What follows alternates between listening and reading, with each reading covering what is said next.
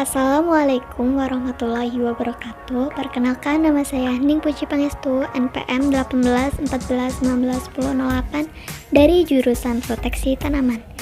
Di video kali ini, saya akan menjelaskan mengenai Agensia Hayati.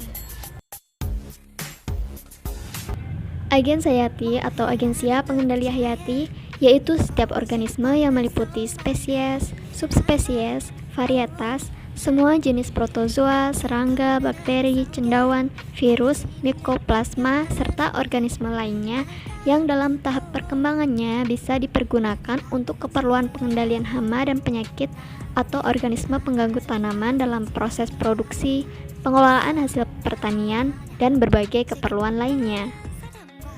Sejarah pengendalian hayati di luar negeri. Catatan sejarah mengenai pengendalian hayati memperlihatkan bahwa penggunaan sejenis serangga untuk mengendalikan jenis-jenis serangga lain di dalam suatu ekosistem pertanian diawali di Cina. Dalam sebuah buku yang diterbitkan di Cina pada tahun 900 menggambarkan bagaimana para petani Cina telah memanfaatkan semut pemangsa yaitu Eucophila semaradicna untuk mengendalikan hama ulat dan kumbang yang menyerang tanaman jeruk mereka. Para petani memasang bambu-bambu di antara pohon jeruk sebagai media berpindah semut tersebut, sehingga dapat berpindah dan bergerak antar tanaman. Pada akhirnya semut mampu berkolonisasi dan dapat menurunkan serangan hama. Selanjutnya, sekitar tahun 1775, orang-orang Yaman memindahkan semut-semut pemangsa dari daerah gunung ke oasis-oasis untuk mengendalikan hama pemakan kurma. Kejadian itu menjadi dokumentasi pertama mengenai kasus pemindahan musuh alami dari suatu tempat yang berjarak cukup jauh untuk tujuan pengendalian hayati. Pada abad ke-18, belalang merah Nomadacris septemfasciata menjadi hama serius yang menyerang tanaman tebu di Mauritius. Untuk mengendalikan belalang merah tersebut, maka di tahun 1762 dan 1770 didatangkan burung minah dari India sebagai pemangsanya dan berhasil mengendalikan belalang merah tersebut. Keberhasilan itu merupakan catatan pertama mengenai kasus pemindahan internasional dari agen pengendali hayati. Di Eropa pada tahun 1776, musuh alami pertama yang dilaporkan digunakan yaitu penggunaan predator kepik Picromerus bidens untuk mengendalikan tinggi populasi bedbug dari Ordo Cimicidae. Dan pada tahun 1883, parasitoid Aphanteles glomerata dibawa dari Inggris ke Amerika untuk mengendalikan Pieris rapae. Importasi Trichogramma sp dari Amerika ke Kanada untuk mengendalikan telur sawfly Nematus ribasi, serta introduksi kumbang Vedalia rhodolia cardinalis dari Australia ke California, Amerika pada tahun 1888 dan berhasil dengan sempurna untuk mengendalikan kutu jeruk Escherichia purchasii. Sejarah pengendalian hayati di Indonesia. Pada tahun 1920, Van der Goot mengintroduksi kumbang coccinellid untuk menekan populasi kutu Coccidae, Fericia virgata pada lam toro, Cocciplanococcus pada sirsak, dan kutu dompolan pada tanaman kopi. Pada tahun 1928, sekitar 2000 ekor kumbang diintroduksikan ke daerah Toraja untuk mengendalikan kutu pada tanaman kopi, dan selanjutnya pada tahun 1929 diintroduksikan juga ke daerah Siantar. Selanjutnya, pada tahun 1939 ke Kuala Tungkal untuk mengendalikan koksit pada tanaman kelapa. Pada dasarnya, agen hayati dibagi menjadi 4 kelompok, yaitu predator, parasitoid, patogen serangga, dan agen antagonis. Predator merupakan organisme yang hidup bebas dengan cara memakan, membunuh, atau memangsa serangga hama pada tanaman. Predator dapat memangsa semua tingkat perkembangan mangsanya, dimulai dari telur, larva, nimfa, pupa, dan imago.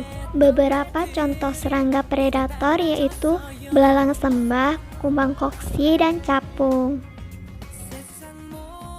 Parasitoid yaitu organisme yang hidup secara parasit di dalam atau di permukaan tubuh dan pada akhirnya menyebabkan kematian terhadap organisme yang ditumpanginya.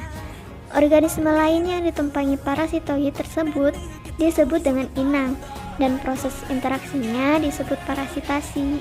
Beberapa contoh spesies sebagai parasitoid yaitu Apentheles sp, Trichogramma sp, dan Stenobrachon sp.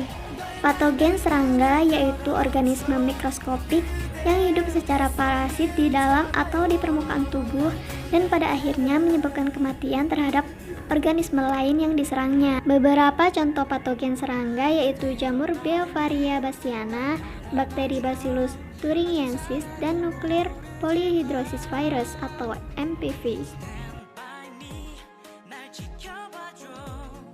Agen antagonis yaitu organisme mikroskopik yang dapat menimbulkan pengaruh yang tidak menguntungkan bagi organisme lain melalui parasitasi, sekresi antibiotik, kerusakan fisik, dan bentuk-bentuk penghambatan lain seperti persaingan untuk memperoleh hara dan ruang tumbuh.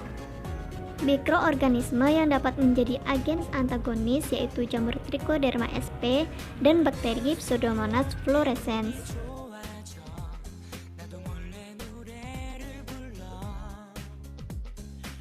Belalang sembah merupakan salah satu dari serangga pembunuh terbaik dengan dukungan fisiknya yang menunjang sebagai predator sejati.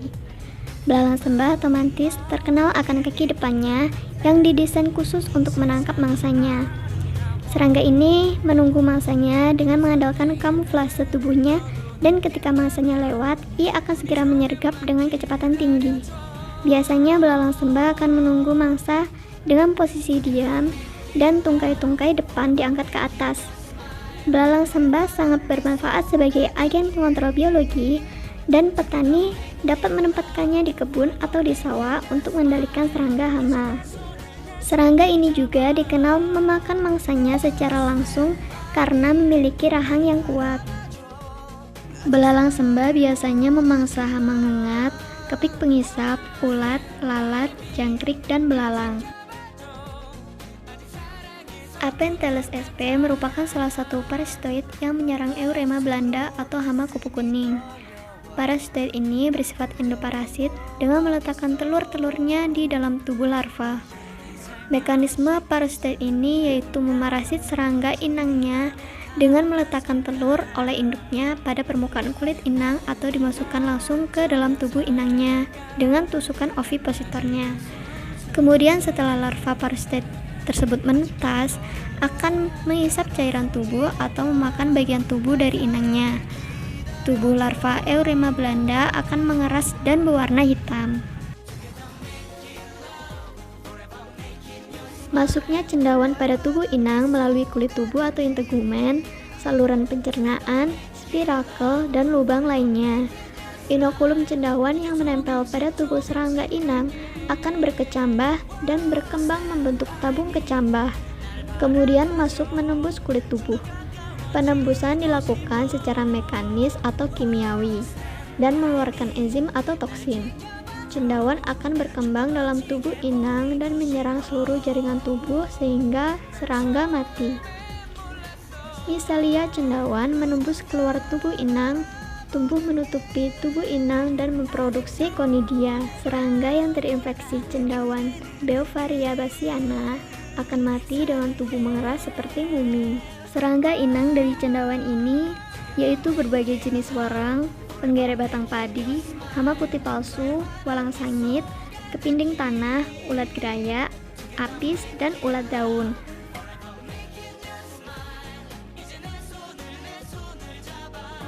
Bakteri Pseudomonas fluorescens dapat menghasilkan spora yang bersifat aerobik, gram negatif, banyak ditemukan pada daerah rhizosfer dan tanah, serta lebih efektif pada tanah yang netral dan basah.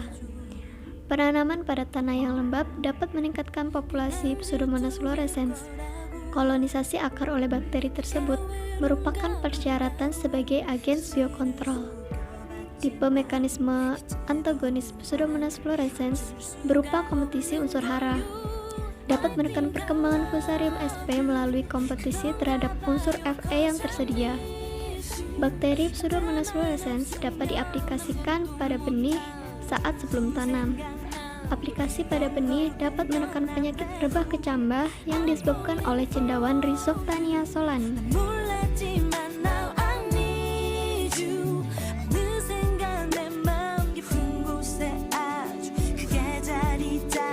I like me better when I'm with you. I like me better when I'm with you.